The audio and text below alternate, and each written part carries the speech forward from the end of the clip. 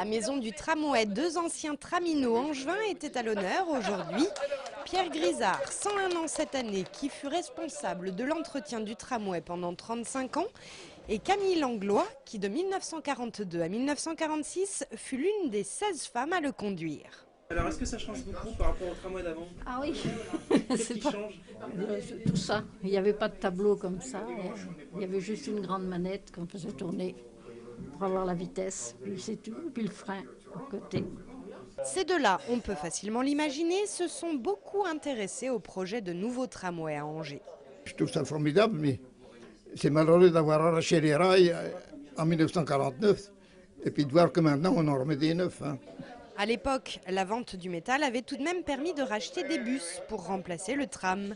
Un tramway en lequel nos deux seniors croient très fort. Ça a bien marché dans le temps. Pourquoi ça ne marcherait pas maintenant? Toutes les villes de grande importance se remettent au tramway. Alors il n'y a pas de raison qu'Angers ne s'y remette pas aussi. Vous serez dans le tramway le jour où il sera inauguré? J'espère bien, si c'est pas trop tard. Oui. Ça ne me fera jamais que 103 ans, quoi. Bah voilà, ouais. Bon pied, bon oeil. Oui. Le groupe Scania, bel et bien touché par le chômage partiel. Le constructeur de poids lourds annonce ce mercredi pour son site d'Angers la mise en place de 2 jours et demi d'arrêt de production à partir de début février et ce sur la période du premier semestre. Ces 2 jours et demi seront répartis en 2 jours de chômage partiel, c'est une première pour l'entreprise, et une demi-journée consacrée à la formation professionnelle. Les 531 salariés du site d'Angers venaient de reprendre le travail après 1 mois d'arrêt de production, absorbé grâce à un système de flexibilité du temps de travail. Le chômage partiel s'impose désormais pour passer ce début d'année délicat. Ici, vous avez la salle commune où ont lieu les animations et les repas et où il y a aussi un petit coin télé. Une nouvelle maison relais a été inaugurée ce matin dans l'hypercentre d'Angers.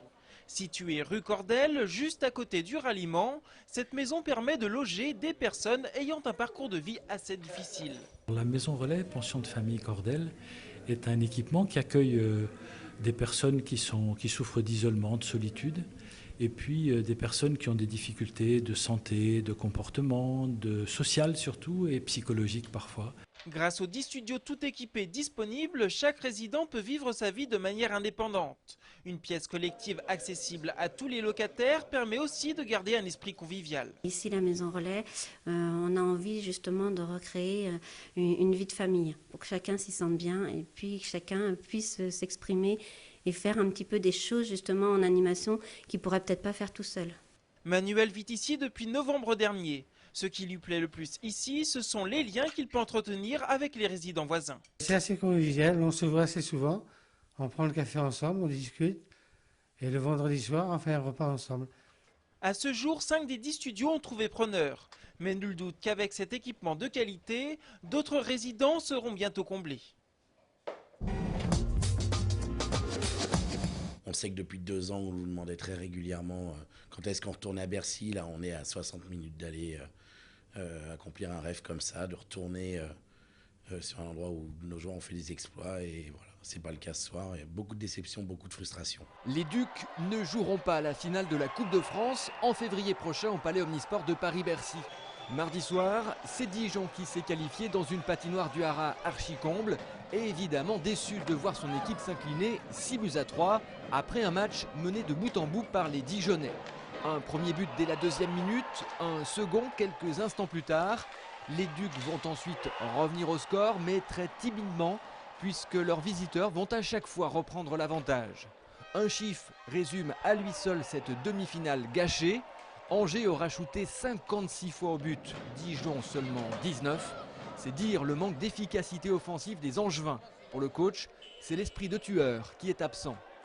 Cette année, on n'a pas gagné un gros match pour l'instant. Alors c'est-à-dire qu'il y a quand même un problème quelque part. Et eux, ils jouent correctement, il y a beaucoup d'engagement par chaque joueur. Mais on trouve toujours une façon à perdre contre les grosses équipes ou dans les matchs qui sont très importants. Pour Angers, c'est maintenant le début d'une période compliquée. Abattus en coupe, malmenés en Ligue Magnus, les joueurs vont devoir trouver rapidement des solutions pour ramener la confiance. Les Dijonnais, eux, joueront la finale de la Coupe de France le 22 février face à Grenoble. Une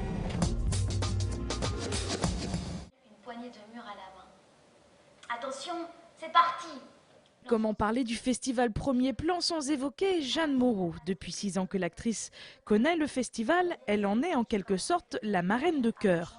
Aujourd'hui, elle participe à une lecture de scénario au centre de congrès, sous les yeux notamment de l'actrice Anouk Aimée. Et si vous avez manqué Jeanne Moreau, sachez qu'elle sera de retour à Angers au mois d'août pour les ateliers du cinéma qu'elle a créés. Ferme la porte, les mouches entrent. Festival Premier Plan toujours, où les membres du jury, comme ici la réalisatrice Claire Denis, enchaînent les interviews entre deux belles rencontres cinématographiques. L'écrivain franco-marocain Tahar Benjeloun fait cette année partie de ce jury, un prix Goncourt fou amoureux de cinéma. Le cinéma pour vous, c'est tous les jours? Ah oui, tous les jours. J'essaie. Quand j'étais petit à Tanger, j'avais la chance d'avoir 2 cinémas qui n'étaient pas loin de la maison et qui changeaient de programme tous les jours.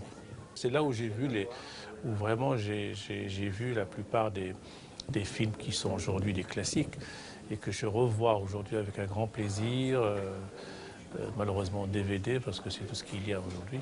Ce sont John Ford, Fritz Lang et Orson Welles qui lui ont donné le goût de la narration et qui lui ont appris à écrire.